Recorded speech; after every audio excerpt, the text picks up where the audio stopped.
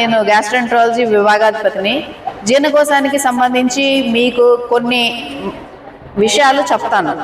మనం తినే ఆహారం జీర్ణం అవ్వాలంటే మనం తీసుకునే ఆహారం బాగా నమిలి తినాలి.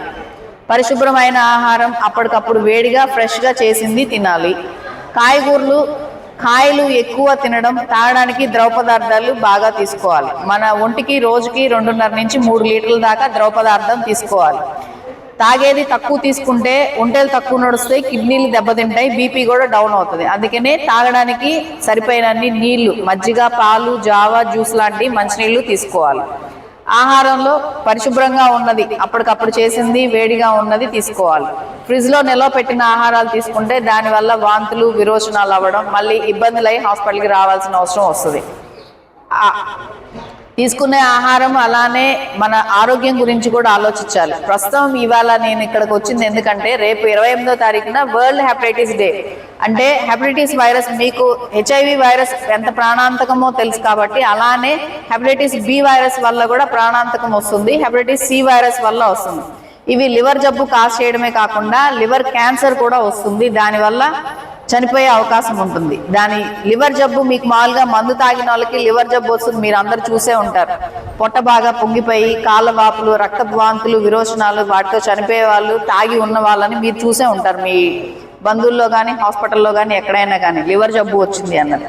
అలానే ఇవి ఏమీ తీసుకోకుండా ఆడవాళ్ళకి కానీ చెడు అలవాట్లు లేని వాళ్ళకి, దుర్వ్యసనాలు లేని వాళ్ళకి కూడా hepatitis B virus, C virus వల్ల లివర్ జబ్బు వస్తుంది. దానికి సంబంధించి ఇప్పుడు మీకు ఈ అవగాహనలో ఈ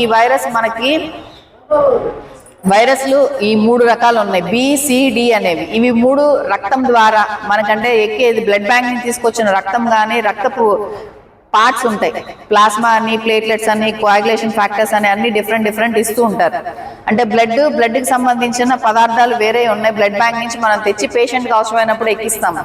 వీటి వల్ల కలుషితమైన సిరంజిలు, నీడిల్స్, అంటే ఒకరికి చేశారు వీళ్ళకి ఇన్ఫెక్షన్ ఉందనుకోండి, అదే సిరంజ్ ఇంకోళ్ళకి వాడారంటే వాళ్ళ నుంచి వీళ్ళకి వస్తుంది. సో కలుషితమైన సిరంజిలు వాడకుండా, ఇప్పుడు డ్రగ్ అబ్యూజ్, మాదక ద్రవ్యాలు వాడే వాళ్ళు, ఇంజక్షన్లు చేసుకునే వాళ్ళు ఉంటారు, వాళ్ళ ఇంజక్షన్ పక్కన వాళ్ళు కూడా చేస్తూ ఉంటారు. అలా చేయడం వల్ల పచ్చబొట్లు పొడిపించుకుంటారు. పచ్చబొట్లు పొడిపించే నీడిల్ ఉంటుంది, ఒకరికి వాడిన తర్వాత మళ్ళీ అదే నీడిల్ తోటి ఇంకొకరికి చేస్తుంటారు. వాటి వల్ల తల్లి గర్భం నుంచి బిడ్డకి రావడము ఇలా జరుగుతుంది. రక్తపు ఇవి మళ్ళీ సెక్షువల్ కాంటాక్ట్, దానివల్ల కూడా ఈ వైరస్ వ్యాపిస్తుంది. ఈ వైరస్ వల్ల లివర్ జబ్బు వస్తుంది, తర్వాత లివర్ క్యాన్సర్ కూడా వస్తుంది. దానివల్ల ప్రాణాంతకమయ్యి మనిషి చనిపోతాడు. ఇది రాకుండా ఉండడానికి మాది గ్యాస్ట్రెంట్రాలజీ డిపార్ట్మెంట్ OP నెంబర్ 15లో ఉంటాం. మంగళవారం, గురువారం, శనివారం 3 రోజులు ఉంటుంది OP. మీరు మీ స్టేటస్ ఎలా ఉంది అన్నది అవగాహన కోసం hepatitis B virus, C virus మీరు ఒకసారి వచ్చి మా దగ్గర టెస్ట్ చేయించుకోవచ్చు.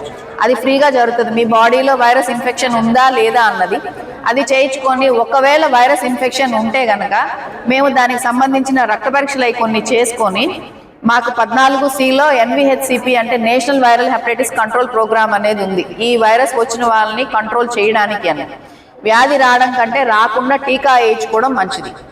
వైరస్కి టీకా వేయించుకుంటే జబ్బు అనేది రాదు. మన ఇంట్లో ఎవరికైనా వైరస్ ఇన్ఫెక్షన్ ఉంటే మిగిలిన వాళ్ళంతా, కుటుంబ సభ్యులందరూ టెస్ట్ చేయించుకుంటే వాళ్ళలో 2-3 ఉండే అవకాశం ఉంటుంది. అందుకనే ఒకరికి ఇన్ఫెక్షన్ ఉంటే ఫ్యామిలీ మెంబర్స్ అందరూ చేయించుకోండి అని చెప్తాం.